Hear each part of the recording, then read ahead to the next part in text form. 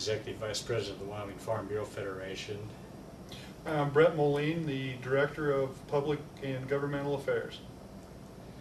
This week we're going to bring you our first legislative update, but since I've been involved with the American Farm Bureau Federation's meeting in Atlanta, Georgia, I thought I'd spend a little time updating you folks on some of the things that went on back there.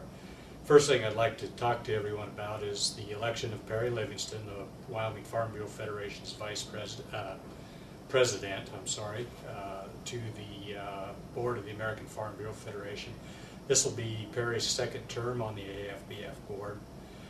One of the things I think that they talked a lot about back at the AFBF meeting was EPA and some of the regulatory overreach that the agency has. This week, Bob Stallman announced a lawsuit that the American Farm Bureau Federation was pursuing against EPA's overreach and expansion of the Clean Water Act on the Chesapeake Bay. In addition to that, the members did pass a resolution asking that Congress look into some of EPA's overreaches and hold hearings on that. So we're hopeful that we can encourage Congress to go forward and look into some of those actions of EPA's. Another thing that the American Farm Bureau Federation meeting had was a presentation by Mike Rowe. Many of the members out there probably are aware of Mike Rowe's TV show, Dirty Jobs. And I think it was one of those presentations that our members related to.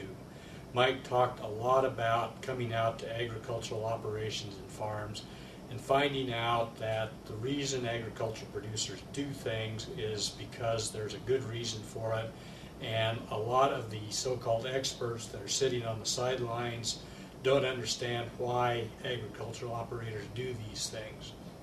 He used several examples that he became aware of early on in his Dirty Jobs program. One of them dealt with OSHA, the other one dealt with EPA, and the third one, of course, dealt with the Humane Society. So I think a lot of our folks that were back there at the AFBF meeting enjoyed hearing from Mike Rowe on some of the things that he found in doing his program.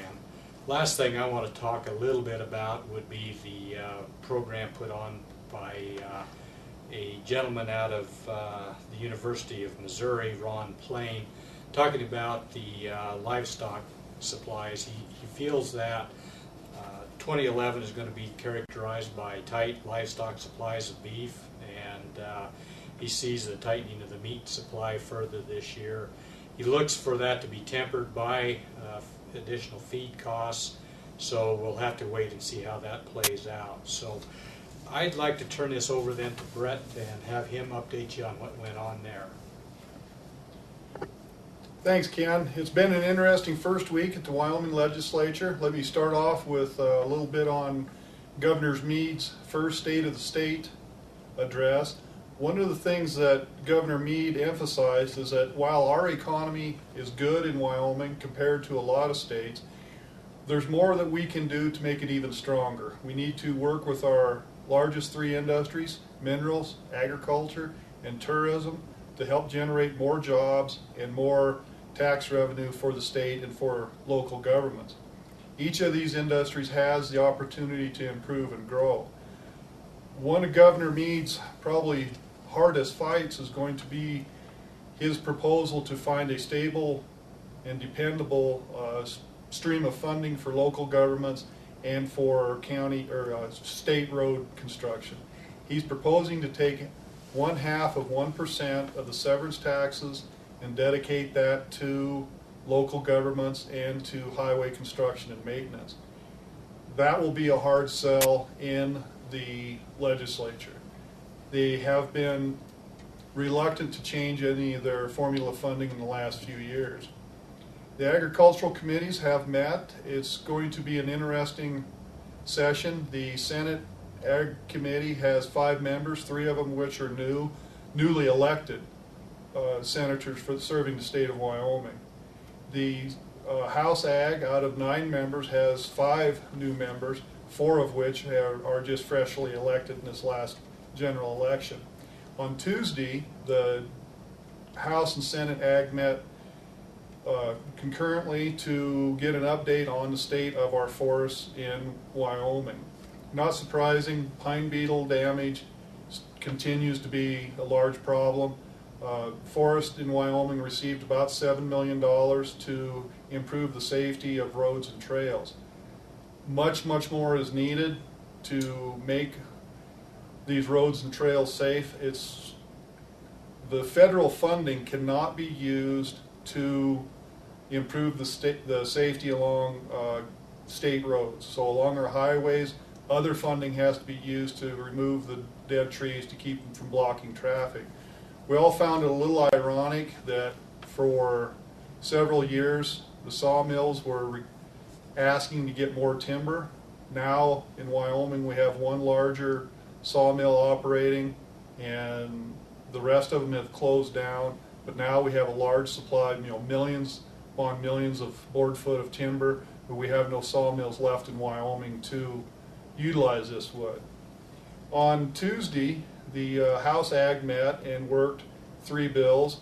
House Bill 57, which passed the committee, changes the definition of feral animals. This allows for the recovering the costs of having to deal with these animals. It's changed the definition a little bit so it'll be easier to get some of these animals that continually go on property where they're not supposed to be. It'll allow the Livestock Board a mechanism to deal with these. House Bill 58 would have allowed the counties to develop nuisance animals regulations for animals that are running at large. Currently, the counties can only write their own regulations for cats and dogs. This bill attempted to expand that to livestock. It came out of the House committee, but this morning died in committee of the whole, so that bill's gone. There was some reluctance to increase the authority of the counties. House Bill 18 deals with the quarantine of animals.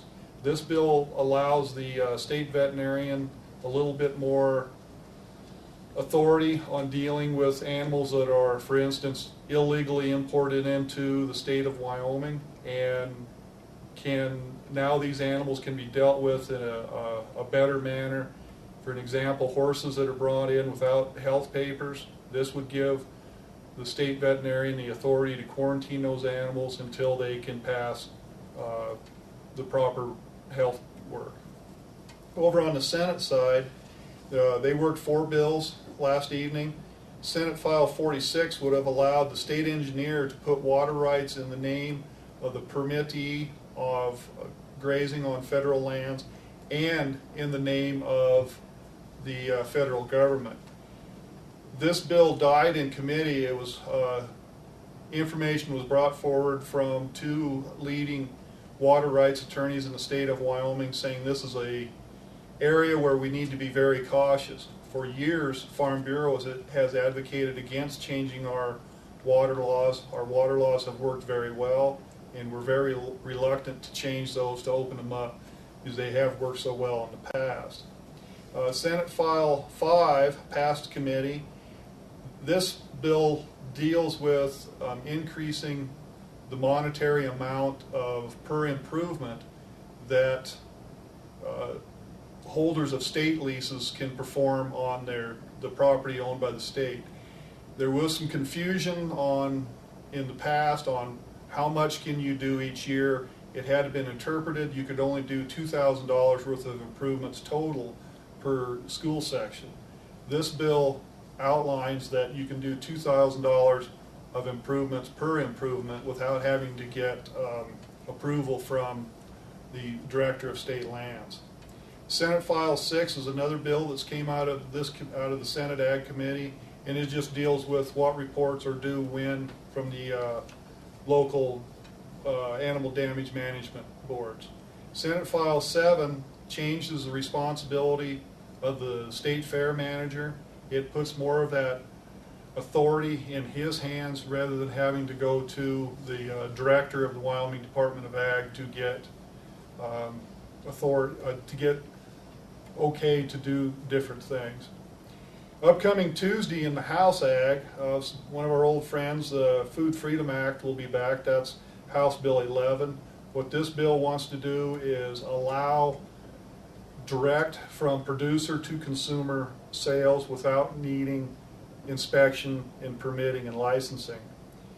For an example, if you would be able to sell directly at a farmer's market without having to have any inspections of the facilities where this food is prepared.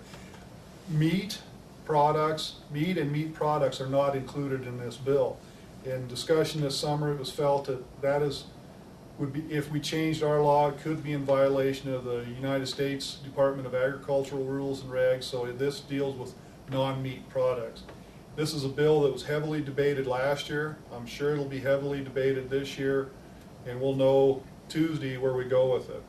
House Bill 8, the Traditional Food Act, allows traditional activities such as brandings, church potlucks, and activities like that to not need food inspection. That has, in some cases, been a problem in the past, and this will just clarify that these types of activities are exempt from having to be inspected and permitted. House Bill 15, the Weed and Pest Control Act, outlines it kind of updates some definitions in the weed, dealing with weeds and other pests, and it allows the Wyoming Weed and Pest Council to buy and sell property and outlines some other things that they can and cannot do. House Bill 17 deals with raw milk. This one will allow a producer to have an animal that produces milk, and they can sell shares to other people, and then this milk will not have to be pasteurized. There will be, if this bill passes, there will have to be rules developed by the Wyoming Department of Agriculture.